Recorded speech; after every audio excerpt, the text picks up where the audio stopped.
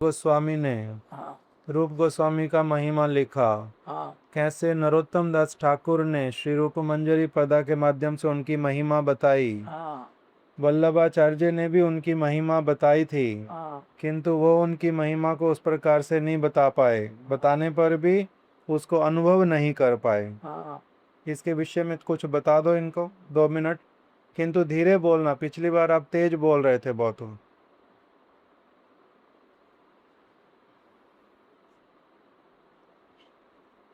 क्या बोल रहा था याद नहीं।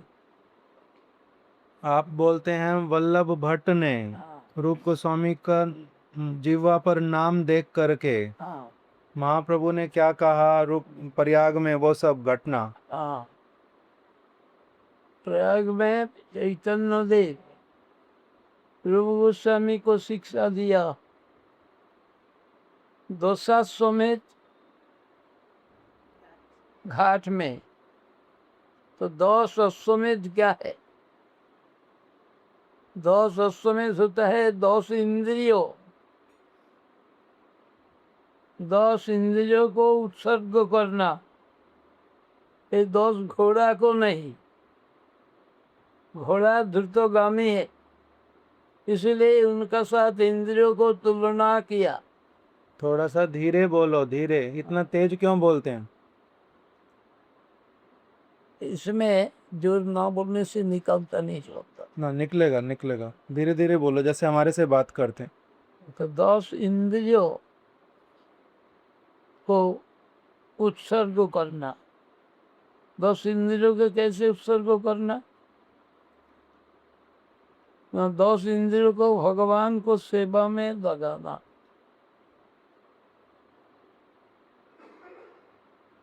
भगवान को सेवा में कैसे लगाएगा? चोखू। ना, ये नहीं, आप बताओ वो वाला कि जब रूप गोस्वामी पाद आए प्रयाग में, हाँ उस समय महाप्रभु जब वल्लभ भट्ट के घर पर गए, हाँ रूप गोस्वामी जी ने वल्लभ भट्ट को प्रणाम किया और वल्लभ भट्ट उनको आलिंगन करना चाहते थे। हाँ। तब उस समय क्या घटना हुई थी? कब उन्होंने बोला चैतन्य दे इनको स्पर्श नहीं करना।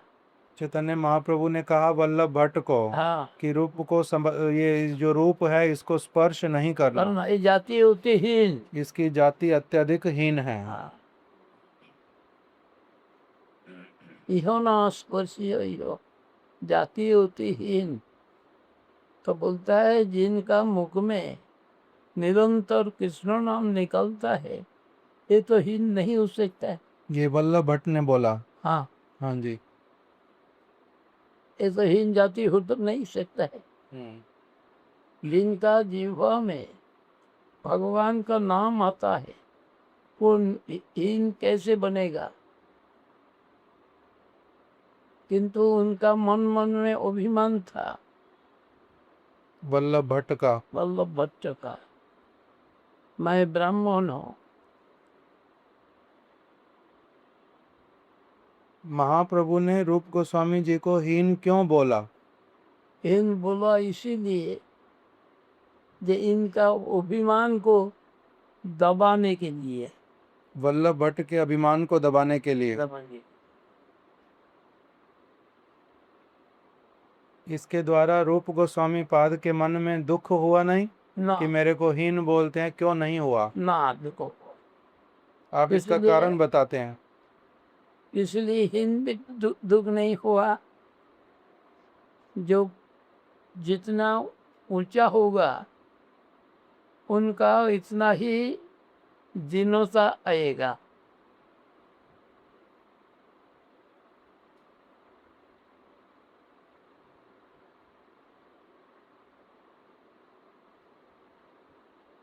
आधार अब क्यों? असारित पराधानाम अविवेको होतप्यहम तत्कारुण्य प्रतीक्षस्मि प्रसिद्ध मही माधव। इसका अर्थ नहीं समझ आता। मैं अपराध का आधार हूँ। अपराध का आधार, इसका भी अर्थ नहीं समझ आता। आधार होता है पात्रो। अच्छा। जितना कुछ अपराध है यहाँ डाल देते। मतलब कि मैं बहुत अधिक अपराध करता हूँ या फिर कोई व्यक्ति अपराध करता है मेरे में डाल जाता है। हाँ, अपराध का आधार माने सबका लोगों का अपराध मेरा ऊपर ही लागू होता है। अच्छा, लोग जो जो अलग अलग प्रकार के अपराध करते हैं, हाँ दिखलाई देते हैं उनमें, हाँ वो सारे के सारे अपराधों का आधार मैं हूँ, अर्थात मैं सारे ही अपराध करता हूँ। हाँ, ठीक है। तो ये अपराध करता हूँ, अपराध का पात्र मैं हूँ, ठीक है। यही सब छोड़ जाता। ठीक है। अपराध अप्यो पराधानम आधारोक्तो पराधान, अविवे आधारोपी अपराधानम। अपराध अपि अपराधानाम हाँ, अविवेको हतक्कहम। अविवेको हाँ, माने हमार कोनो विवेक नहीं। मतलब कि मैं अविवेक। अविवेकी हूँ, मुझ में हाँ, विवेक नहीं है। नहीं, अविवेको हतक्तो हम, हम्म अविवेक से मैं आहत हूँ। अविवेक से मैं आहत हूँ। हाँ अच्छा, हतोप्य हम। हाँ, तत्कारुण्य प्रतीक सस्मी, आपकी करुणा करुणा की प्रार्थना करता हूँ। आपकी करुणा की प्रतीक्षा करता हूँ। प्रतीक्षा करता हूँ, प्रार्थना। ठीक है। हे माधव, प्रसीदो मेरा प्रति प्रसन्न हो जाइए।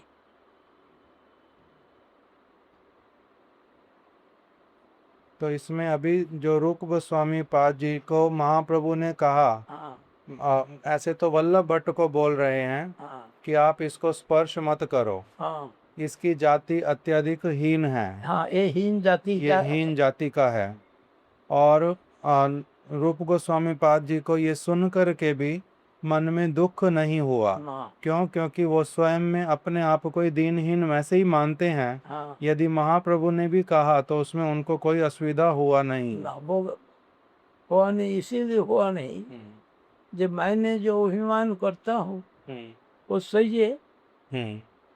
मैं जो अपने आप को नीच समझता हूँ, हाँ उसी को ही महाप्रभु भी कंफर्म कर रहे हैं। हाँ आप एक और बात बोलते थे कि महाप्रभु के साथ में रूप गोस्वामी पाद का इतना अधिक घनिष्ठ संबंध है हाँ कि अपने व्यक्ति को वो इस प्रकार से नीच बोलने पर भी उनके मन मुख से तो ये बात बोलते हैं, किंतु वास्तविक रूप में उनके हृदय की ये बात नहीं है।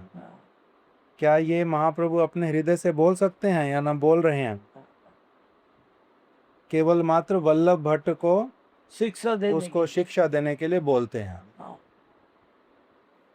एक को उपलक्ष्य करके दूसरी को शिक्षा देना।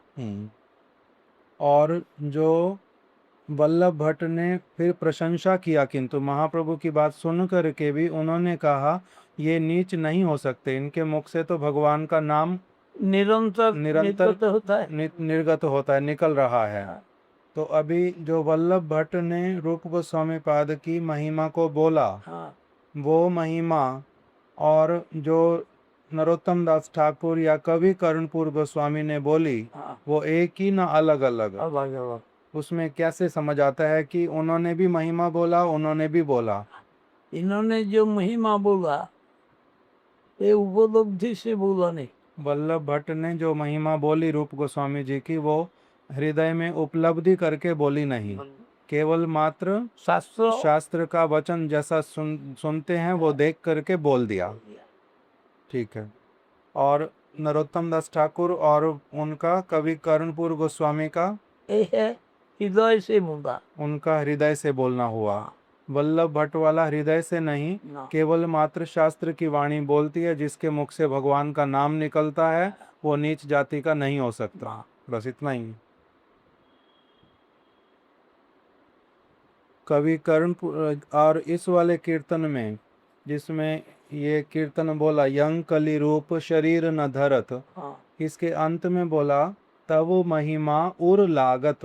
हाँ, तव महिमा उर लागत का जो अर्थ है ये क्या है?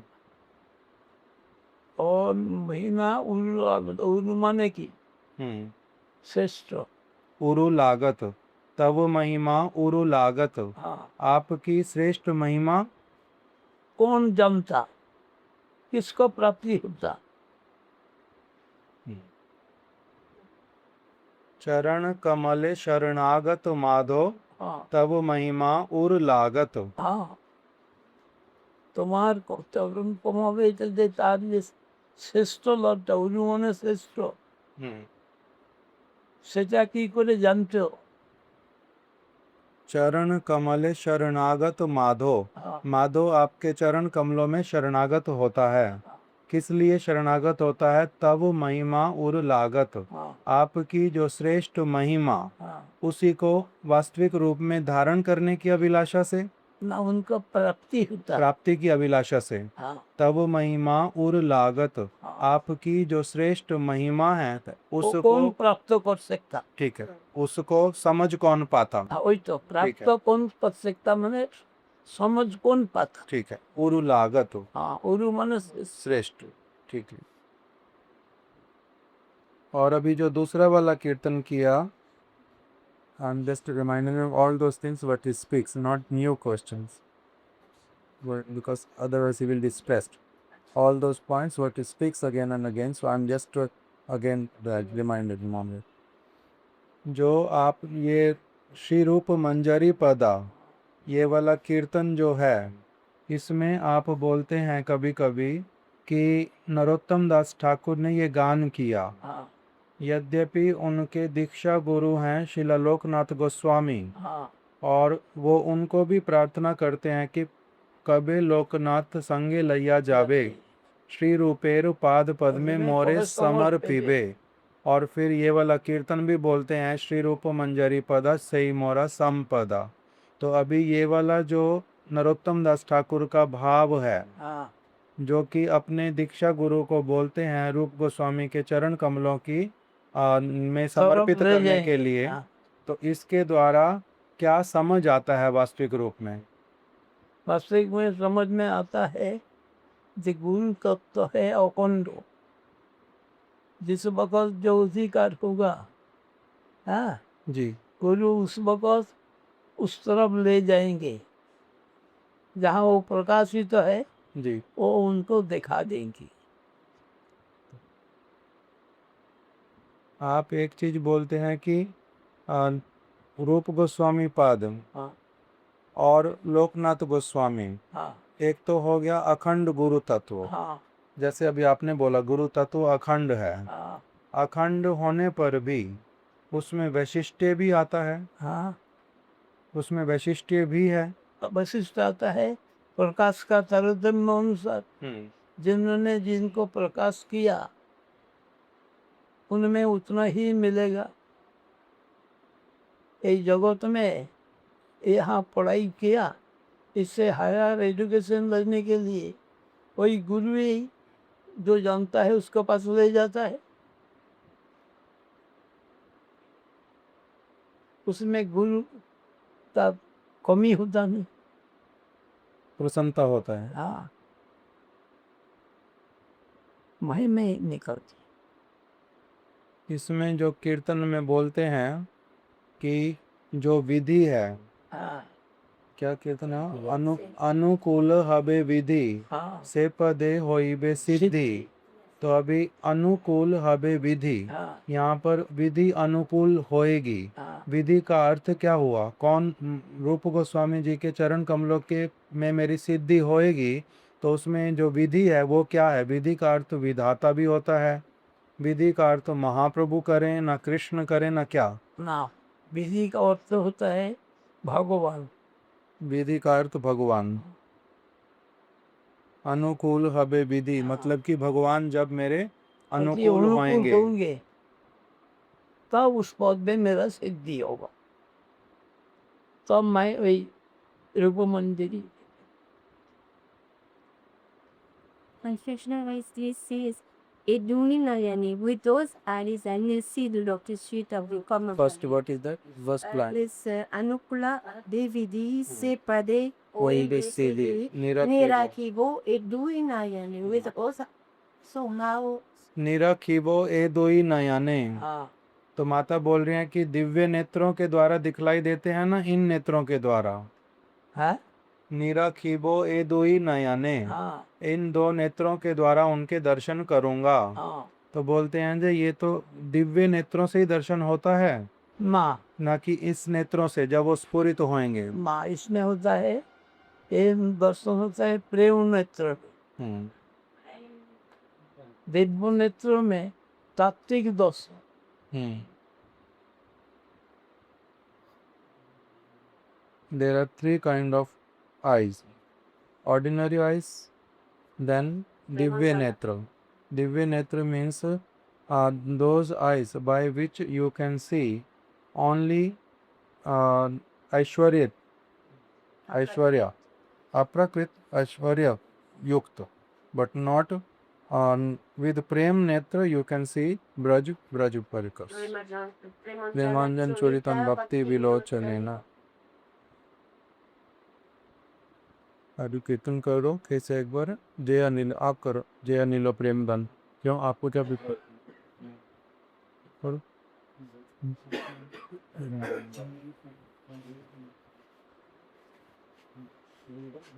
ये ভক্তির রূপ যে অঞ্জন এটাই দেখাতে পারে ওই জামা আর এই জ্ঞান যে অঞ্জন এটা তত্ত্বটা দেখাবে ज्ञान अंजन शलाकया ওই ওই যে চক্ষু খুলে দেয় এই খুলে দিকে আমরা চতুর্দশ ব্রহ্মাণ্ডের জিনিসগুলো দেখতে পাবো অপ্রাকৃতটা দেখতে পাবো না কেন পাবো না না প্রেম নেত্রটা হচ্ছে আলাদা যেরকম অনেক সময় এটা উদাহরণ দেওয়া হয় ওই আসামের রাজাটার রানীটা 10টা গাবি শুনিয়ে দিল এগুলো কি গাবি সেরকম রূপ গোস্বামী কে বলতেন এই হিম জাতি से रकम সেরকম এটার অর্থটা এই বল্লভট্টাচার্য বুঝবে না बुझिबे रसिक जन ना बुझिबे मूड बोल जय अनिला प्रेमाधना আচ্ছা এই বাবার রূপে দিচ্ছে এটা